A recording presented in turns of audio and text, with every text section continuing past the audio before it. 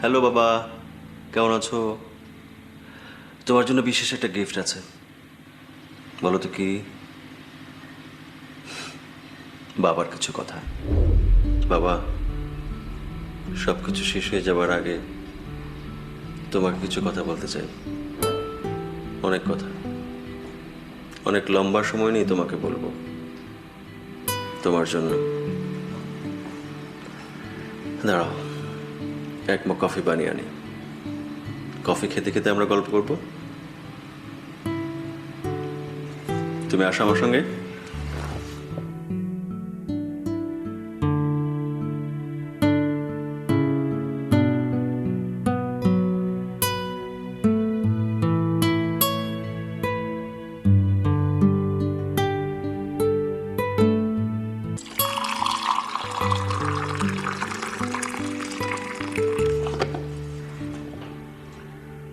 আমার বয়স যখন 10 তখন আমার বাবা মারা যায়।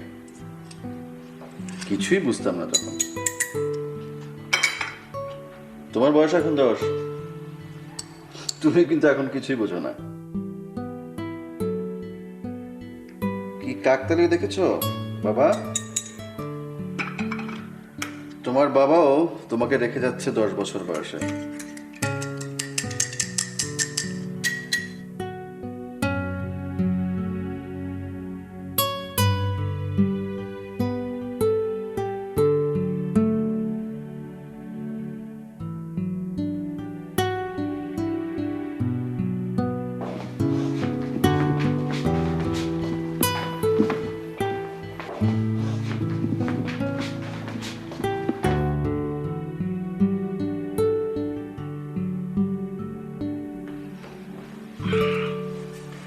আমি ঠিক করেছি বাবা, যতদিন পর্যন্ত কেউ টের না পায় ততদিন পর্যন্ত কথা বলে যাব।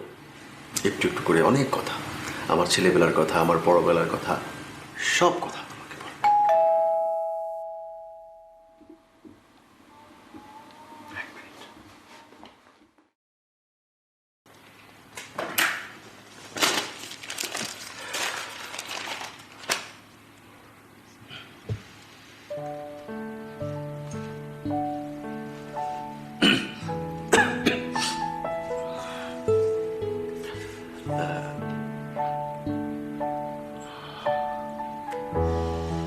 দেখো তো বাবা, কি আশ্চর্য।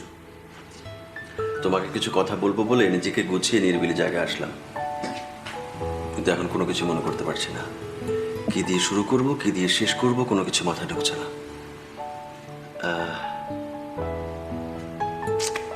দাঁড়াও, একটা গান শুনি। গান শুনলে হয়তো মাথাটা একটু ঘুরবে। এক মিনিট।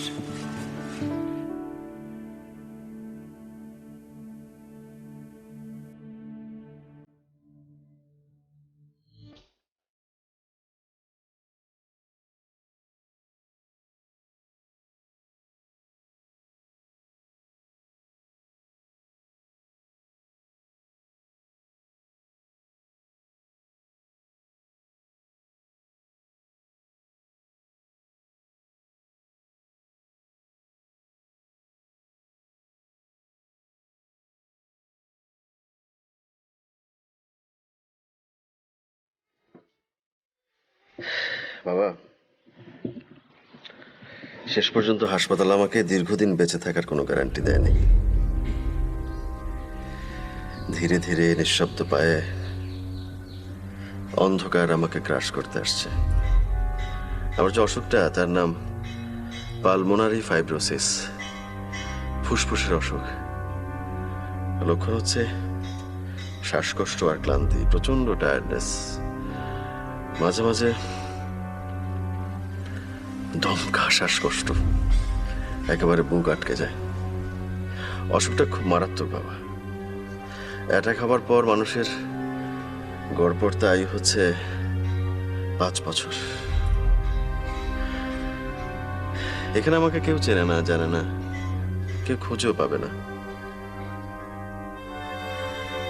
তোমাকে ছেড়ে যখন দেশে আসলাম তখন তুমি আরো ছোট ছিলে। চলে যাওয়ার প্রস্থানের পার্থক্য তুমি জানো না, তাই তাই তুমি বুঝতেও পারোনি তোমাদের সঙ্গে আমার আর দেখা হবে না।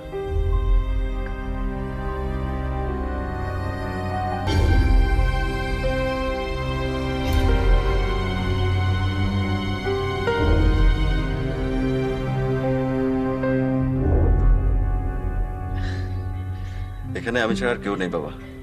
একজন কেয়ারটেকার আছে, যখন যা কিছু লাগে সে এনে দেয়, আর আছে পেপারওয়ালা, পেপার দিয়ে যায়। এই তো আমার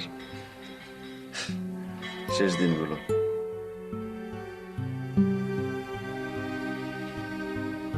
নিঃসঙ্গ মনে হচ্ছে তোমার কাছে? আমার কাছে তা মনে হয় না। আমার কাছে মনে হয় মানুষের ভিড়ে সবচেয়ে বেশি একা।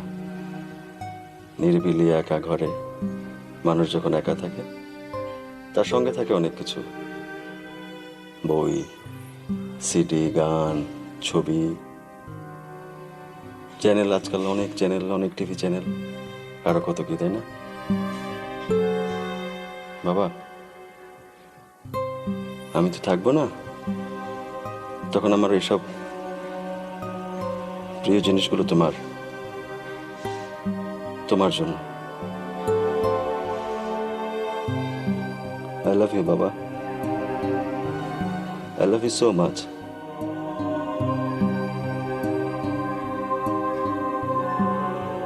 পৃথিবী ছেড়ে যাওয়ার কষ্ট আমার নাই, কষ্টটা তোমাকে একা রেখে যাবে। তোমার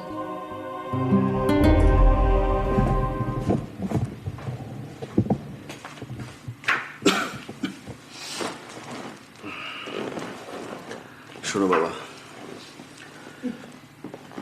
তোমার সঙ্গে গল্প করতে গিয়ে যদি তোমার মার ক্রিটিসিজম করে ফেলে, তুমি কিছু মনে করো না। তোমার মা কিন্তু তোমাকে খুব ভালোবাসে। মার জায়গার মা, বাবার জায়গায় বাবা। কারোর সঙ্গে কারো তুলনা করো না, হ্যাঁ বাবা? তুমি হয়তো জিজ্ঞেস করবে যে আমার অসুখটার কোনো ট্রিটমেন্ট নাই।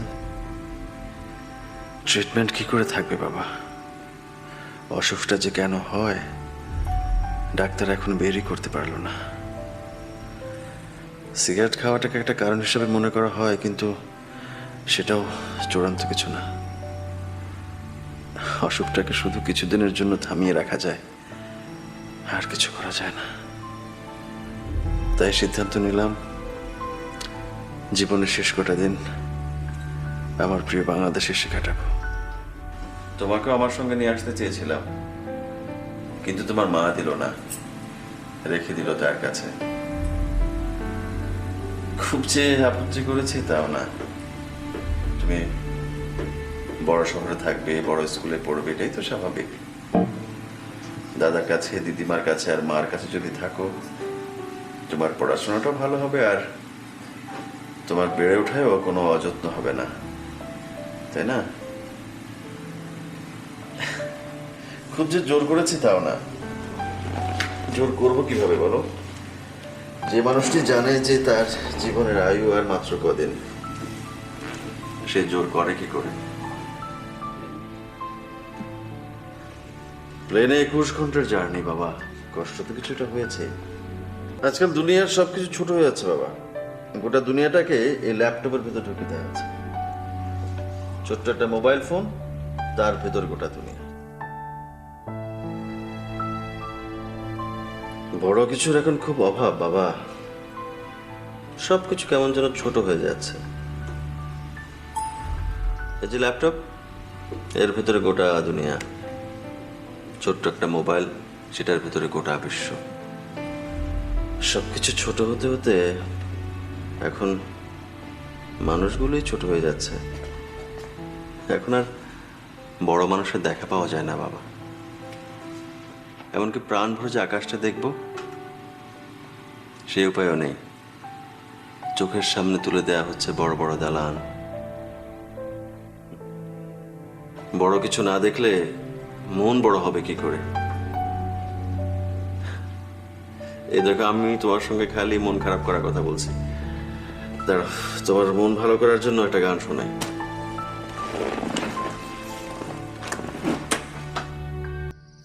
আমার বেলা যে যায় তোমার সুরে সুরে সুর মেলাতে, আমার বেলা যে যায়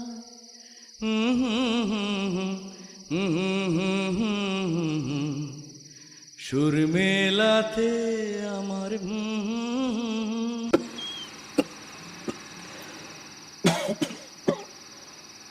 একসময় খুব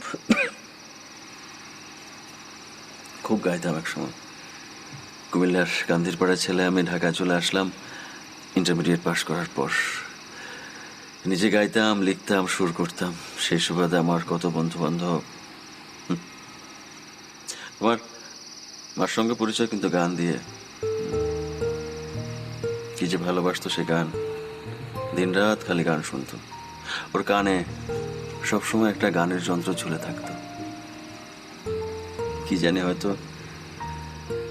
কানে গানের যন্ত্র ঝোলানোর চেয়ে একজন জলজ্জন্ত শিল্পী ওর চারপাশে থাকবে, এটা ভেবেই আমাকে ভালোবেসেছিল, বিয়ে করেছিল।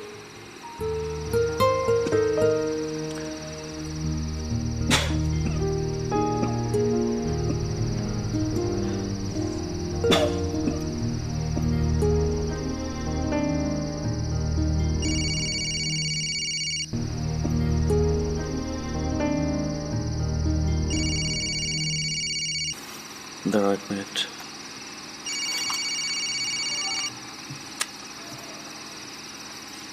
হ্যালো হ্যাঁ বলো। আদি, তুমি কোথায়? আমি কোথায় সেটা জানা কি তোমার খুব জরুরি? তোমার কি মনে হয়? কিছু মনে হয় না। তুমি কি বলতে চাও বলো, সংক্ষেপে বলো। আদি, তুমি কি বলবে না? তুমি বলবে না তুমি কোথায়? কঙ্কনা, আমি এখন একটা কাজ করছি, আমি তোমার সঙ্গে কথা বলতে পারবো না। উফ, আদি আদি, তুমি কেন এমন করছো? তোমার কথা শেষ? না, শেষ না। কি পাগলামি করছো বলো তো? তুমি শেষ পর্যন্ত হসপিটাল থেকে পালিয়েছো না? তো মেজু মামা তোমাকে গিয়ে পায়নি। সেটাই স্বাভাবিক, না থাকলে কি করে পাবে? আদি আদি, তোমার শরীরটা ভীষণ খারাপ। বড় মামা অনেক টেনশন করছে। প্লিজ প্লিজ তুমি হসপিটালে ফিরে যাও। আদি, তোমার চিকিৎসা দরকার। তুমি অসুস্থ। হ্যালো, প্লিজ মুন্নার বাবা, তুমি সারা জীবন আমার একটা কথাও শোনোনি। এই কথাটা অন্তত শোনো। তুমি বুঝতে পারছো না তোমার কতটা ট্রিটমেন্ট দরকার? দেখো, শোনো, আমরা দুজনেই সেপারেশনে আছি অনেক দিন, অনেক বছর। আমাদের কারো উপরই কারো কোনো রাইট নেই, কোনো অধিকারই নেই। তুমি তোমার জীবনযাপন করছো, আমি আমারটা করছি। আমাকে নিয়ে তোমার এসব টেনশন আমার কাছে খুব ফানি মনে হচ্ছে। আদি, আমি একজন অসুস্থ মানুষকে হসপিটালে ফিরে যাওয়ার জন্য রিকোয়েস্ট করতে ফোন করেছি। কিছু একটা ব্যাড টার্ন নিলে মামারা, হসপিটাল অথরিটি, ডক্টর, আমি সবাই মিলে একটা ফলস পজিশনে পড়ে যাব। বাহ বাহ বাহ বাহ, খুব ভালো। আমার অসুস্থতা, আমার মৃত্যু, এসব নিয়ে তো তোমাদের কোনো টেনশন নেই। তোমাদের টেনশন হচ্ছে আমার যদি কিছু হয়ে যায় তোমরা খুব বিপদে পড়বে, তাই না? এত অভিমান ভালো না। তুমি আমার একটা গুড, ভেরি গুড।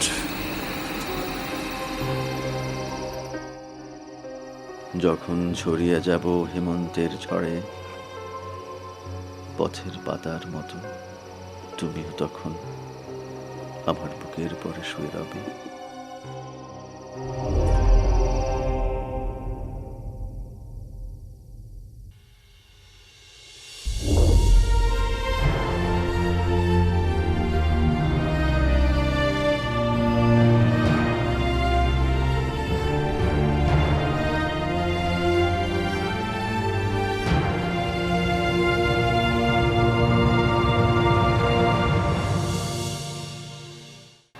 আমাদের জীবন একটাই, সেই জীবনে ভালোবাসা একটাই, সেই ভালোবাসায় দেশ একটাই, সেই দেশ আমার জন্মভূমি, আমার বাংলাদেশ।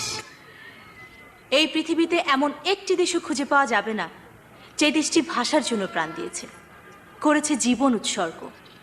সেই দেশ আমার বাংলাদেশ, আমার জন্মভূমি, দোয়েল শাপলার বাংলাদেশ। এই জন্মভূমির জন্য, ধনধান্য পুষ্পে ভরা এই জন্মভূমির জন্য লক্ষ হাজারো বাংলাদেশের মানুষ হাতে হাত ধরে এগিয়ে যাবে দূর, বহুদূর, অনেক দূর।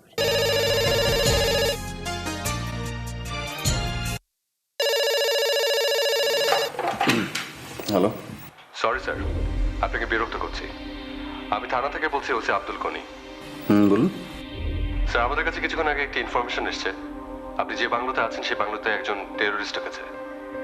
দিবার স্বপ্ন দেখছেন নাকি? টেরোরিস্ট? জি স্যার, কুখ্যাত সন্ত্রাসী। প্রায় 18টা মামলা চলছে। সরি স্যার, আপনি বিরক্ত হবেন না, আপনাকে চেক করার জন্য ফোন করেছিলাম। রাখি স্যার, বাই। রাখ।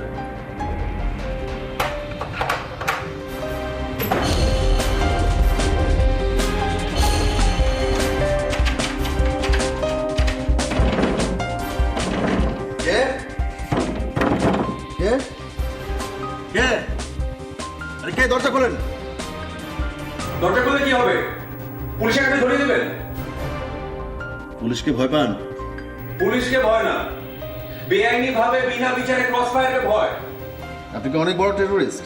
টেররিস্ট কিনা জানি না, অনেক বড় দেশপ্রেমিক হতে চাই। তাই কারো কারো চোখে আমি একজন দুর্ধর্ষ সন্ত্রাসী।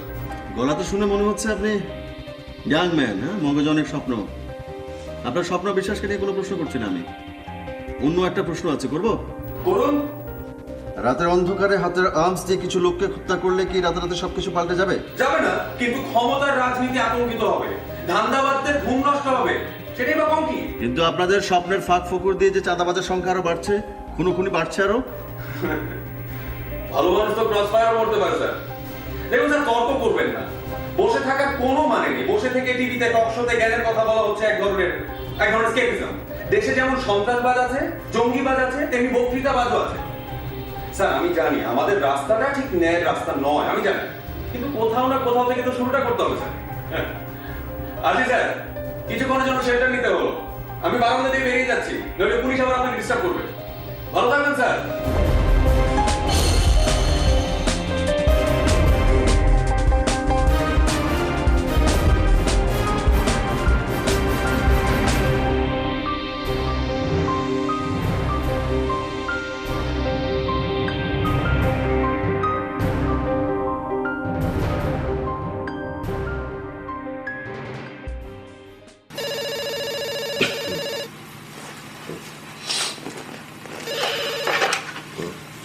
হ্যালো।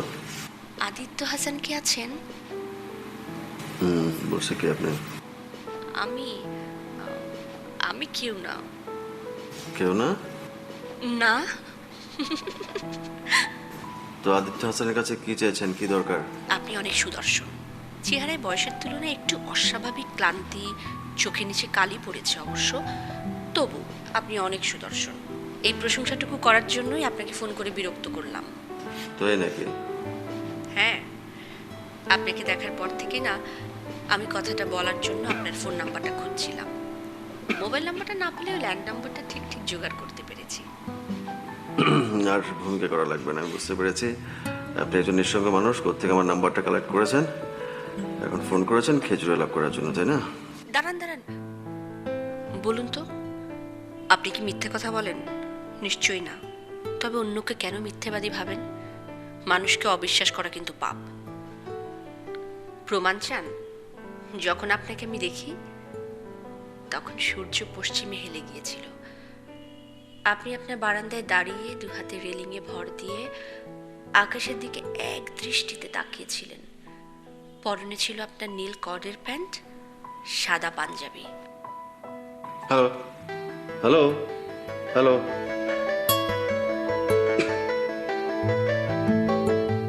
কি বিচিত্র মানুষের মনোজগৎ।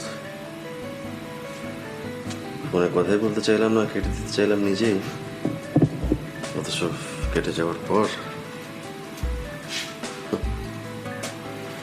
মিস্টার আদিত্য হাসান, এক পা কবরে চলে গেছে তোমার, এখনো তোমার জীবন তৃষ্ণা মেটেনি না?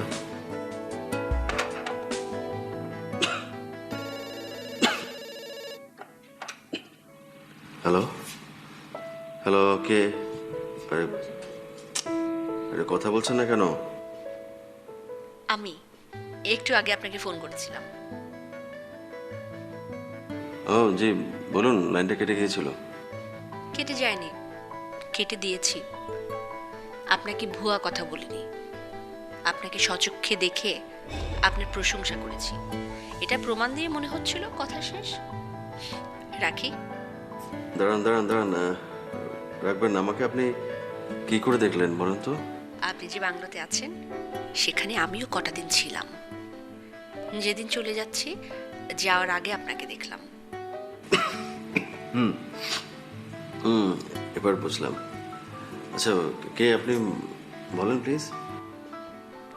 আমি তেমন কেউ না।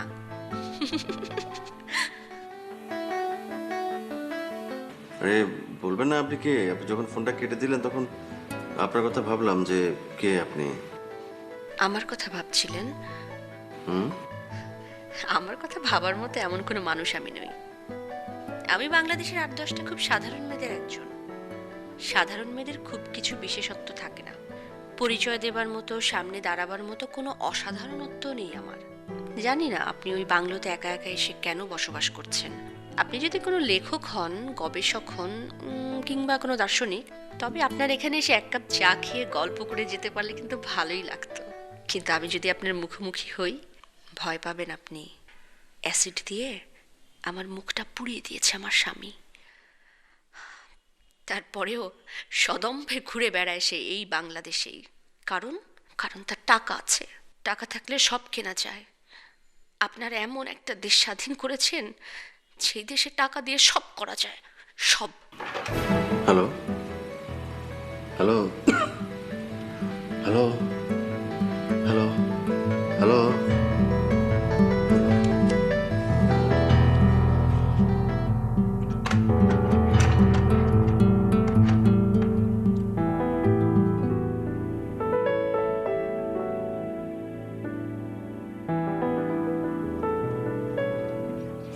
গুড মর্নিং বাবা, কেমন আছো? কাল রাতে ওষুধ খেয়ে তাড়াতাড়ি ঘুমিয়ে পড়েছিলাম, কিন্তু কিছুতেই ঘুম আসছিল না। ভোরবেলা চাঁদটা একদিকে ডুবে গেল, আর আকাশের অন্য পাশটা তখন কমলা রং রাঙিয়ে সূর্য উঠল ডিমের কুসুমের মতো। পাখিরা ডেকে ডেকে তখন আমাকে গান শোনাল, আর ঠিক তখন আমার দু চোখ একটু একটু করে জড়িয়ে আসলো। অসীম সুন্দরের মাঝে আমি যে কখন ঘুমিয়ে পড়েছিলাম জানি না। যাক, তোমার সঙ্গে আর কাব্য করবো না, নাস্তা করবো, আমাকে ওষুধ খেতে হবে। আসো। তুমি কি দেখতে পাচ্ছ বাবা, জায়গাটা কি সুন্দর না? খুব সুন্দর। তোমাকে নিয়ে আসতে পারলে খুব ভালো হতো, তাই না?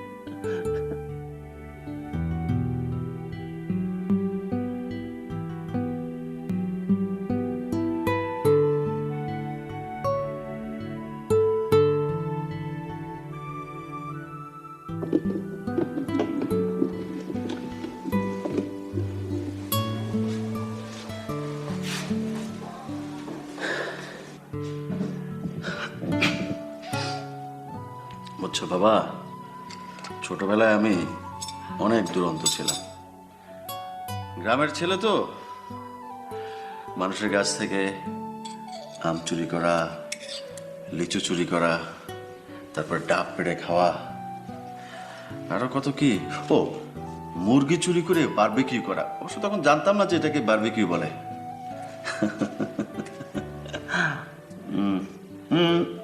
বন্ধুদের নিয়ে যে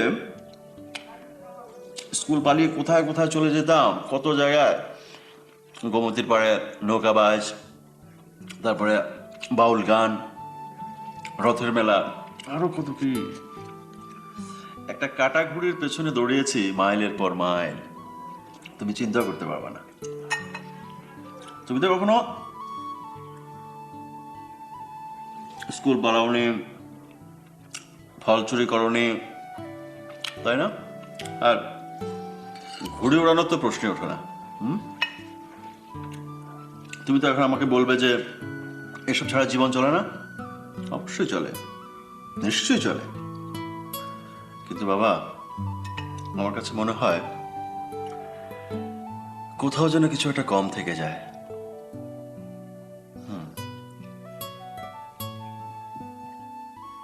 আচ্ছা বাবা, স্কুল ব্যাগ ভর্তি বই নিয়ে স্কুলে যাওয়া, তারপর পড়া মুখস্থ করে বাড়িতে ফেরা, অ্যাপার্টমেন্ট বন্দি জীবন, কম্পিউটার বেসড খেলাধুলা, এসবের মধ্যে মানুষ কোথায় বলো তো? আমি তো কোনো কিছু খুঁজে পাই না। তুমি হয়তো বলতে পারো যে বাবা, এই জীবনে কি দরকার, কোনো প্রয়োজন নাই, কেন এসব করবো, তাই না? আমার কথা হচ্ছে বাবা, মানুষ তার জীবন থেকে প্রয়োজনটুকু রেখে অপ্রয়োজনটা ছেটে ফেলতে গিয়ে জীবনটাই ছেটে ফেলছে বাবা। কথাটা কি কঠিন হয়ে গেল তোমার জন্য? আমি যদি অনেক জ্ঞানী হতাম বাবা, এই কথাটা অনেক সহজ করে তোমাকে বলতে পারতাম, কিন্তু তোমার বাবা তত জ্ঞানী না।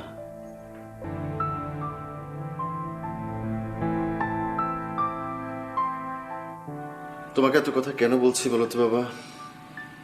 কারণ তুমি হচ্ছ নেক্সট জেনারেশন।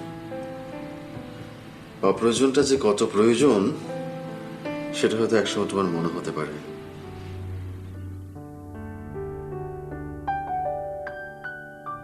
এবার তোমার মার গল্প বলছি। তোমার মার সঙ্গে আমার পরিচয় গোপীবাগের একটা বাড়িতে। বাড়িটা ওদেরই ছিল। আমি তখন শহীদুল্লাহ হলে থাকি, ঢাকা ইউনিভার্সিটি। আমার বন্ধুরা ধরে নিয়ে গেল গান গাইতে হবে ওই বাড়িতে এক অনুষ্ঠানে। তো গান গাইলাম, কি গাইলাম না গাইলাম জানি না, তবে এক জোড়া চোখ মুগ্ধ হয়ে আমার সেই গান শুনেছিল। সেই মুগ্ধ চোখ জোড়া তোমার মার, কঙ্কনার। প্রথম দিন থেকেই ভালো লাগে, তারপর থেকে ঘনিষ্ঠতা। মানুষের জীবনে যে এত উপলক্ষ থাকতে পারে, এত অনুষ্ঠান থাকতে পারে আমার জানা ছিল না। আজ এই, কাল ওই, পরশু জন্মদিন, তারপর দিন আরেকটা, এত যে অনুষ্ঠান এক জীবনে, মফস্বল থেকে আসা এই যুবকের, সেটা কখনো জানাই ছিল না।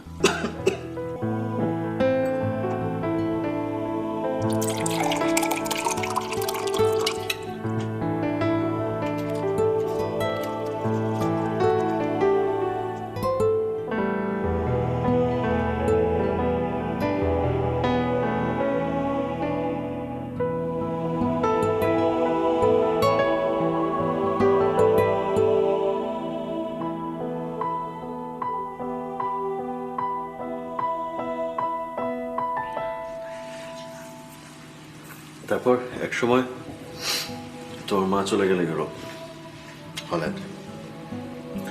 আমি থেকে গেলাম ঢাকায়, ঢাকা বিশ্ববিদ্যালয়ের শহীদুল্লাহ হলে। প্রচুর চিঠি লিখতো তোমার মা, আমিও লিখতাম। আমাদের স্বপ্নের বিনিময় হতো। আমার স্বপ্নগুলো ছিল আমাকে নিয়ে আর আমার গান নিয়ে। কঙ্কনারও স্বপ্ন ছিল আমাকে নিয়ে আর আমার গান নিয়ে। প্রচন্ড ভালোবাসতো তোমার মা আমাকে। ও চাইতো যে আমি অনেক বড় শিল্পী হই, অনেক বড় কিছু একটা হই আমি।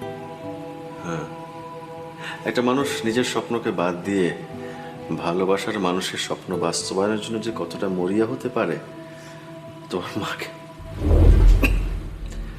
মাকে না দেখলে কেউ বিশ্বাস করবে না।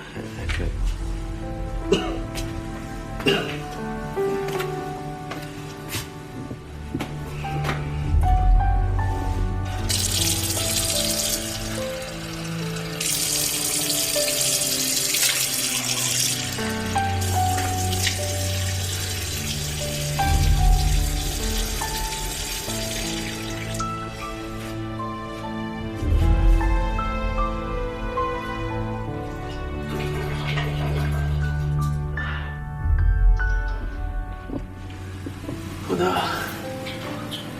আমাকে আমার ছেলের সঙ্গে কথাগুলো বলার সময়টা দাও।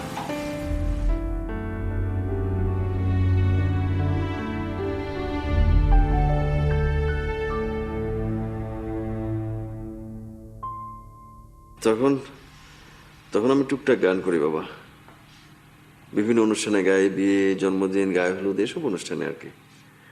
আমার বন্ধুরা একটা কাজ করে ফেললো, ওরা চাঁদা তুলে আমার একটা গানের অ্যালবাম বের করে ফেললো। আশ্চর্যের ব্যাপার হচ্ছে সেই গানের অ্যালবাম আবার বাজারে মানুষ টাকা দিয়ে কিনেছেও। কিন্তু তোমার মার এতে হবে না। তোমার মার ধারণা আমার জায়গা অনেক উপরে হওয়া উচিত, আমাকে আর অনেক বড় শিল্পী হতে হবে, অনেক উঁচু জায়গায় যেতে হবে আমাকে। এরপর একসময় তোমার মা হল্যান্ড থেকে চলে গেল আমেরিকায় হায়ার ডিগ্রি নেওয়ার জন্য, আর এদিকে সারা দেশে আমার নাম ছড়িয়ে পড়লো। আমার আরও একটি অ্যালবাম বের হলো, অ্যালবামটি খুব সুপারহিট না বললেও ভালো, বেশ ভালো চলেছিল। তারপর সে অবিশ্বাস্য ঘটনা, একদিন তোমার মা এসে হাজির বাংলাদেশে। আমি তো ভীষণ সারপ্রাইজড। আমাকে ধরে নিয়ে গেল রেজিস্ট্রি অফিসে, আমাদের কয়েকজন বন্ধু বান্ধবের সামনে আমাদের বিয়ে হয়ে গেল। চিন্তা করে দেখো তো, বিয়ের অল্প কিছুদিন পর তোমার মা আমার কাগজপত্র সবকিছু রেডি করে আমাকে নিয়ে গেল আমেরিকায়। আমি যেতে চাইছিলাম না, প্রথম দোনো করছিলাম, কিন্তু তোমার মা বলল ওখানে গিয়ে যদি আমি বিভিন্ন মিউজিক কোম্পানির কাছে ধর্ণা দিই, ওদের কাছে যাই, ওরা যদি কোনোভাবে আমার গান পছন্দ করে, যদি আমার একটা অ্যালবাম বের হয়, তাহলে আমার সারা জীবন কিছুই করতে হবে না, বসে বসে নাকি খেতে পারবো। পিপিলিকার পাখা গজায় মরিবার ধরে, এখানে যাও একটু টুকটাক কাজ টাজ করে খেতাম। যে মাত্র আমার পাখা হলো আমি উড়াল দিলাম, কিন্তু তখনও জানতাম না এই পাখা আমাকে কোথায় নিয়ে যাবে।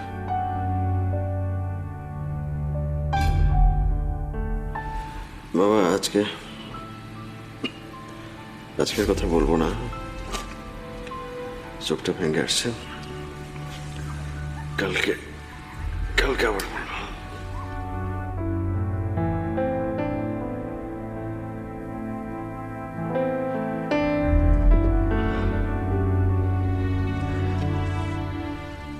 যখন আমেরিকার ধুলোবালিহীন চাকচিক্যময় শহরটাতে গিয়ে উঠলাম, প্রথম থেকেই শহরটাকে আমার আপন মনে হতো না। নিজেকে মনে হতো পরজীবী, বরগাছার মতো ভেসে যাচ্ছে।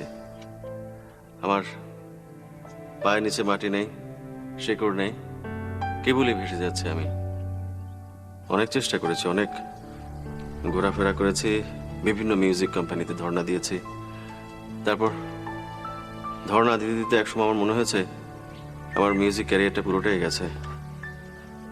ততদিনে তুমি হয়েছ। তোমার মা তখন তার ক্যারিয়ার নিয়ে ভীষণ ব্যস্ত, তাকে তো কিছু একটা করতে হবে, তাই না? আমি তো কিছুই করতে পারছিলাম না।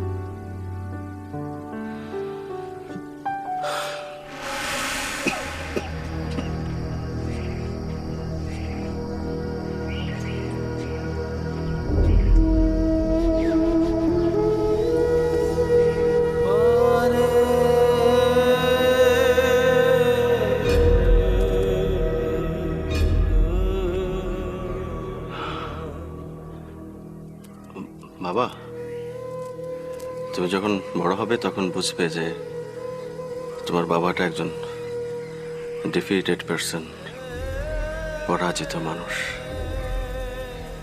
এই পৃথিবীতে কিছু কিছু মানুষ আসে বাবা, যারা আসে পরাজিত হবার জন্য জীবনের সব ক্ষেত্রে। তোমার বাবা সেরকম একজন মানুষ। তারপরেও আমার প্রশ্ন জীবনের কাছে যে আমার তো আরেকটু ভালো জীবন যাপন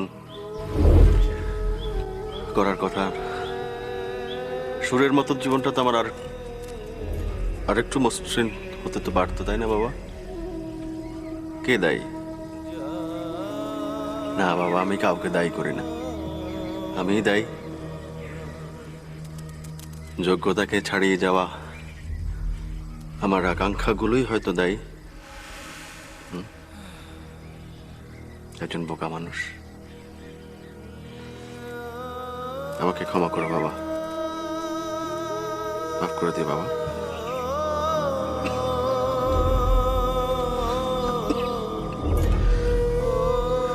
বাবা, তুমি এই পৃথিবীর সবচেয়ে বড় শহরে থাকছো, সবচেয়ে বড় বড় সুযোগ সুবিধাগুলো পাচ্ছ, সবচেয়ে বড় স্কুলে পড়ছো, তাই না? এই দেশের মতো নোংরা ময়লা আবর্জনা তোমাকে স্পর্শ করছে না।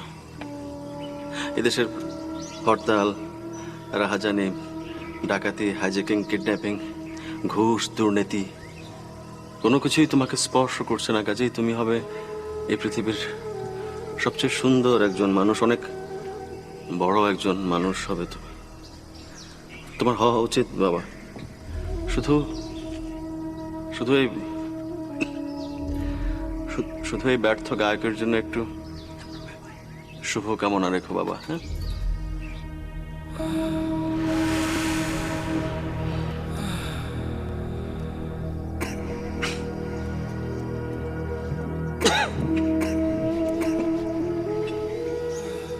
বাবা, আমার শরীর খুব খারাপ করছে, বুকে ব্যথা, গলা টনটন করছে, কথা বলতে পারছি না। কিন্তু আমি তোমার সামনে কাঁদবো না। আমার জল দেখলে, আমার চোখে জল দেখলে তোমার মন ছোট হয়ে যাবে। আমি একজন ছোট মনের মানুষ হিসেবে তোমাকে দেখতে চাই না বাবা। তোমার মনটা হবে একদম আকাশের মতো বিশাল, অনেক কথা, অনেক বড় মনের মানুষ হবে তুমি।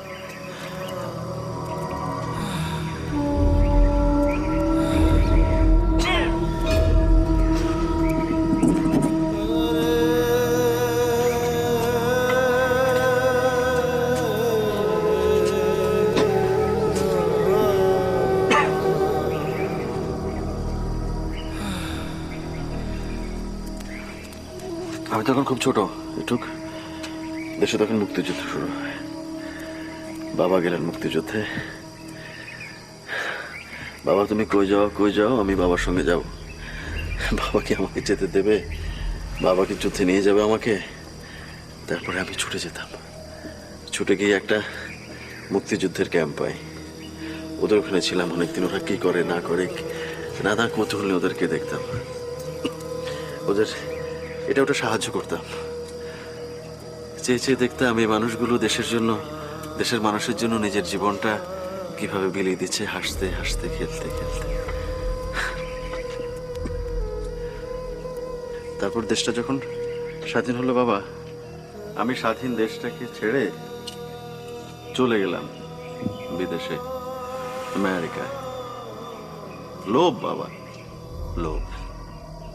লোভ মানুষকে ধ্বংস করে, লোভ আমাকেও ধ্বংস করে দিয়েছে। আজকে সেসব মুক্তিযোদ্ধাদের কাছে আমি হাত জোড় করে ক্ষমা চাইছি যে তোমাদের স্বাধীন দেশটাকে ছেড়ে আমি বিদেশে পালিয়ে গিয়েছি। কিন্তু আমি এখনো মনে করি আমার দেশটাকে এখনো আমি কিছু দিতে পারি।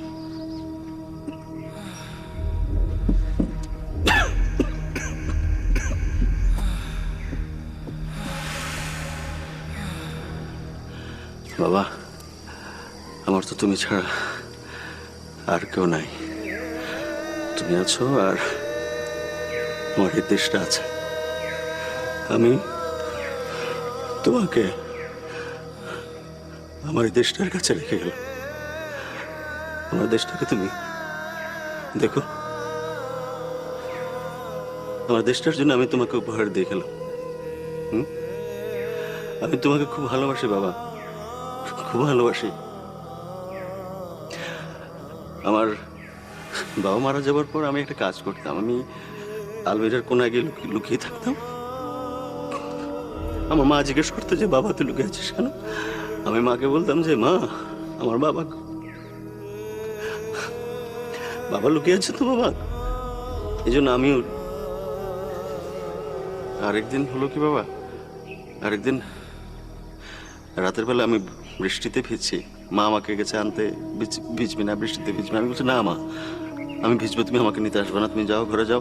আমার বাবা তো বাইরে আছে। কিভাবে আমি মরে গেলে তোমার অনেক কষ্ট হবে, তাই না বাবা?